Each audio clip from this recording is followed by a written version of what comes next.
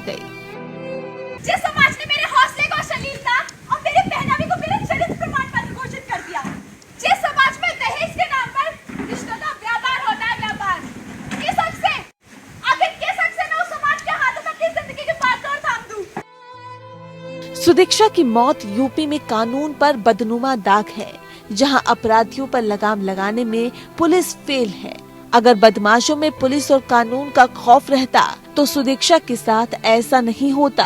सोमवार शाम सुदीक्षा अपने चाचा के साथ मामा के घर जा रही थी। सोचा कि अमेरिका जाने से पहले मुलाकात कर ले, लेकिन उसे क्या पता था कि उसके साथ ऐसा हो जाएगा। सुदीक्षा घर से निकली ही थी कि थोड़ी दूर बाद ही बुलेट सवार मनचले छेड़खानी करने लगे। कभी मनचले बुलेट को आगे करते थे तो कभी सिरफिरे चलते चलते स्टंट भी करते थे। इसी दौरान अचानक बुलेट सवार युवकों ने अपनी बाइक का ब्रेक लगा दिया और बुलेट की टक्कर सुदीक्षा की बाइक से हो गई। बाइक चला रही चाचा का बैलेंस बिगड़ गया। सुदीक्षा घायल हो गई।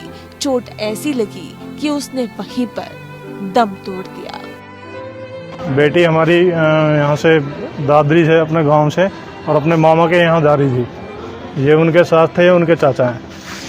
तो यहाँ दादरी इससे बुलंदशहर से आगे जाके एक गांव के पास बुलेट से दो लड़के आए। उनमें से कुछ लड़के जो बैठे हुए थे वो बेटी के साथ बदतमीजी कर रहे थे। कभी उसके पीछे से कुछ बोलते थे, कभी बराबर में बाइक लगा के कुछ बोलते थे।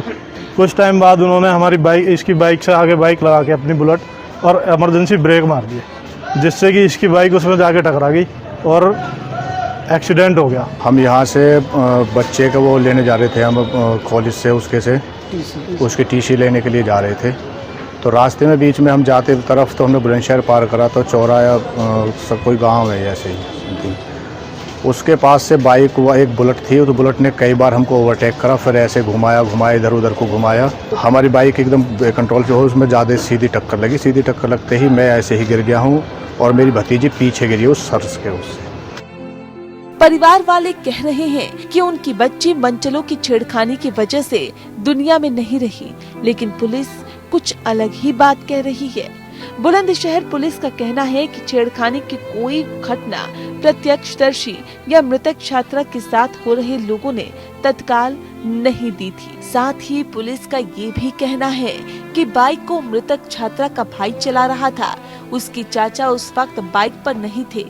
पुलिस का ये भी कहना है कि मृतक पक्ष ने कल एक तहरीर दे दी थी, लेकिन उसको वापस ले लिया गया।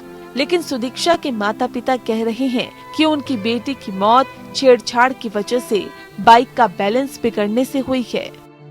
कल सुबह सुदीक्षा जी अपने भाई निगम भाटी के साथ अपने घर गौतम बुद्ध नगर के दादरी से अपने मामा जी के यहाँ, जो कि बुलंदशहर के खानपुर थाना क्षेत्र में पड़ता है, वहाँ जा रही थी।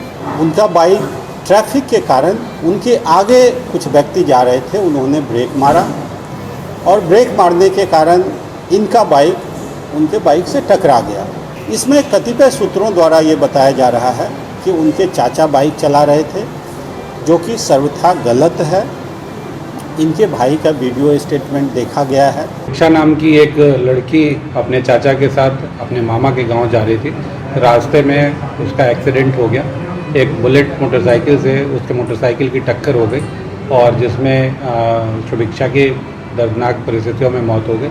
अभियोग पंजीकृत कर लिया गया है और जो मोटरसाइकिल वाला था जिससे एक्सीडेंट हुआ है उसकी तलाश की जा रही है, विवेचना की जा रही है। पुलिस और सुदीक्षा के परिवार वालों के अलग अलग बयान है। अब जांच के बाद ही पता चलेगा कि क्या सच है। लेकिन एक सवाल है कि छात्रा चाचा के साथ जाए या भाई के साथ। अगर मनचलों की वजह से उसकी मौत हुई है तो कानून व्यवस्था पर सवाल तो उठेंगे।